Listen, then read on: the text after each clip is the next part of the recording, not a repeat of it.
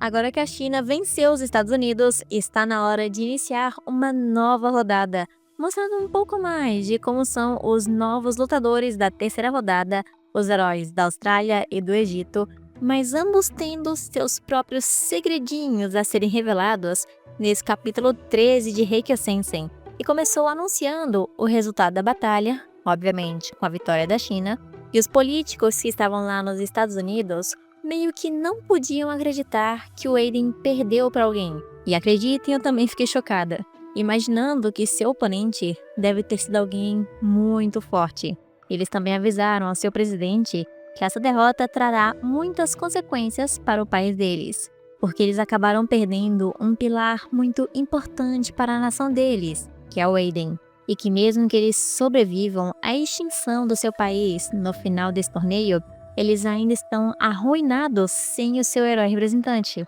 Mas o presidente disse que se tiver algo que ele possa fazer ou resolver, ele quer tomar toda a responsabilidade ou até punição com todo prazer. Mas então o presidente ouviu apenas o Nathan dizer que o Aiden ainda estava vivo, mencionando que uma das regras desse torneio é que um herói não pode atacar ninguém além dos heróis nos outros países. O que significa que eles não podem atacar líderes ou pessoas normais. Então ainda há uma possibilidade de eles conseguirem recuperar o Aiden e ainda pretendem fazer isso antes que o torneio seja finalizado, tentando usar meio que um dos furos nas regras ao seu favor, assim como fizeram na primeira rodada para matar o Albi assim que a batalha acabou. E enquanto isso na China, os líderes estavam apenas comentando que o Hui Shi venceu, mas ainda reclamando constantemente que ele era mal educado e queriam gostar muito mais de alguém mais dócil para representá-los.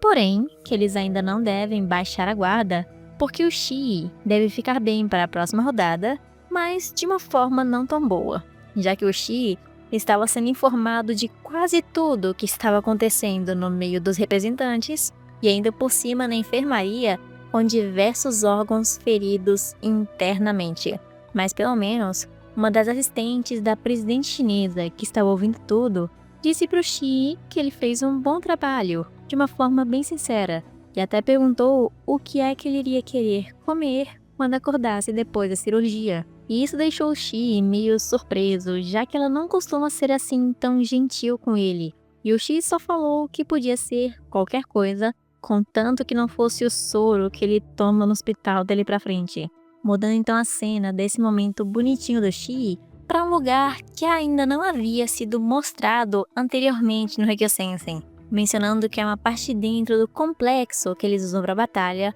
com um holograma da Terra flutuando e o céu quando eles ainda eram bonitos e saudáveis. E quem estava ali dentro observando tudo isso era o Hazuichi, o herói do Japão, caso vocês não lembrem, e o assistente de seu pai, comentando que aquele lugar foi feito pela Gaia, porque, segundo ela, os humanos precisam de um lugar para limpar sua mente. E por causa disso, eles não entenderam muito bem o que é que ela quer direito, se ela quer destruir a humanidade, matando uma nação inteira, ou se ela quer salvá-la. Mas o assistente, mudando de assunto, perguntou se o Hazuichi já estava pronto para lutar na próxima rodada daqui a alguns dias. E ele responde que desde que o torneio começou, ele tem se sentido sobrecarregado, pensando antes que ele estava pronto para entrar nessa luta e vencer. Mas ver as coisas por si mesmo, pessoalmente, era algo totalmente diferente da teoria.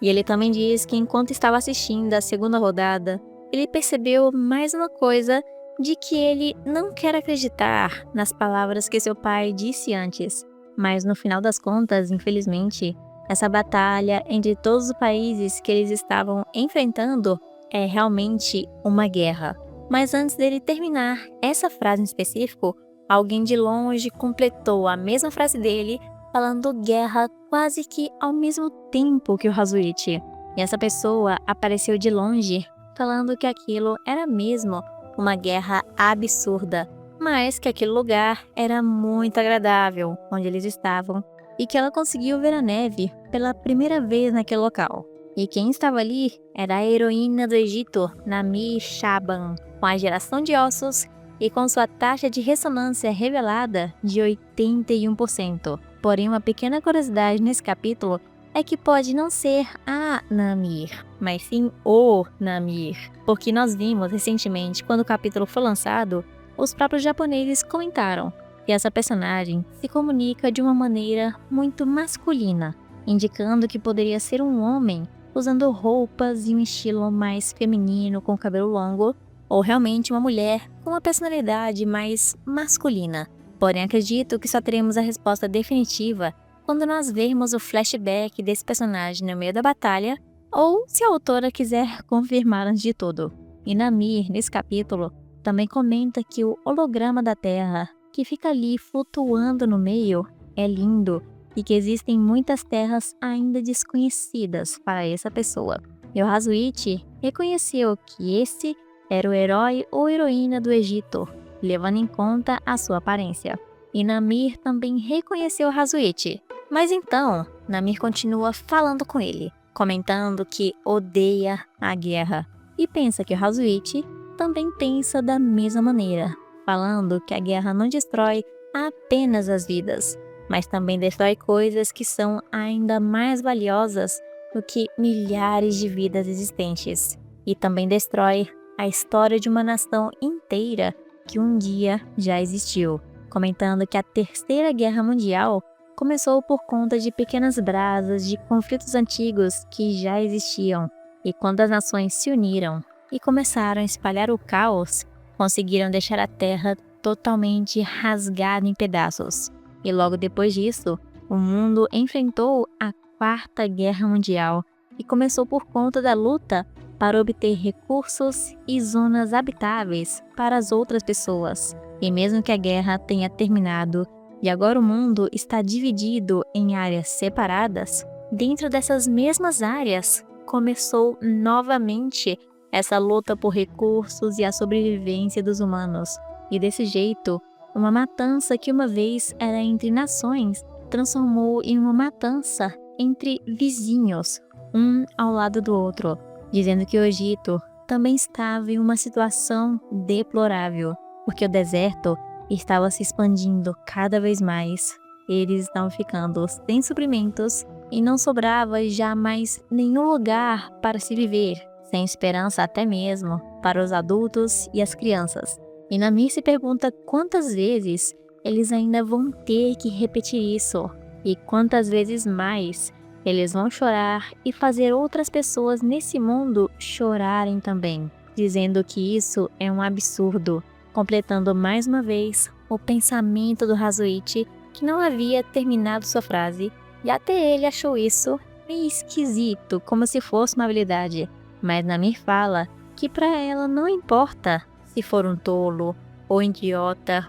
ou cruel, mesmo que um dia aqueles que nascerem no futuro fiquem falando mal de sua pessoa, ele vai escolher lutar assim como seus antepassados, porque existem pessoas que ela não quer mais ver chorar e prefere muito mais ver os desconhecidos chorarem. E quando ele disse essa frase e terminaram de conversar, Namir ficou um tempo encarando um pouco Hazuichi antes de ser encontrado pela líder do Egito, que comentou de longe que ele havia fugido mais uma vez, mas se assustando um pouco ao ver o Hazuichi logo ao seu lado. Porém, antes de ir embora junto com sua líder, Namir falou que estava bem e que saiu por conta própria, mencionando que ela podia escolher e perguntando se o Hazuichi poderia escolher também, mencionando naquilo dela lutar e escolher fazer isso, deixando Hazuichi meio em dúvida sobre o que ele ouviu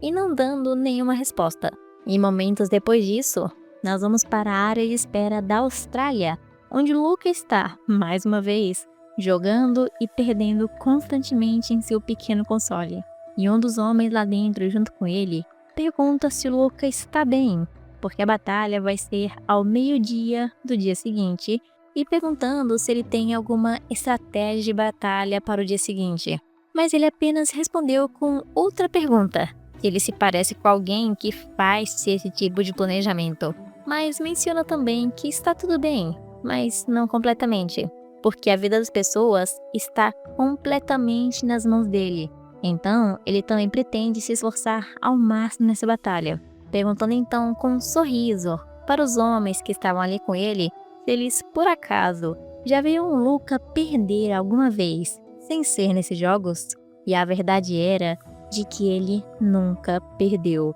E o Luca até comenta um fato bem interessante aqui nesse capítulo, de que na Austrália existem os estromatolitos, que são fósseis vivos, mas também são, ao mesmo tempo, a forma de vida mais antiga na Terra, com mais de 3.500 milhões de anos, dizendo que a vida começou na Austrália, onde tudo se iniciou, e ele era o herói representante do começo, algo que para ele é interessante e adiciona um toque especial para ele, pedindo para eles ficarem tranquilos, porque ele convive com essas células de Teseu desde o dia que ele nasceu. E mesmo que tenham outros heróis com uma taxa de ressonância maior ou com um histórico de batalha melhor do que o dele, quando se trata de ter uma boa relação com suas células, eles não precisam se preocupar, porque ele não vai perder diante de ninguém, mostrando um sorriso até que bem assustador e interessante,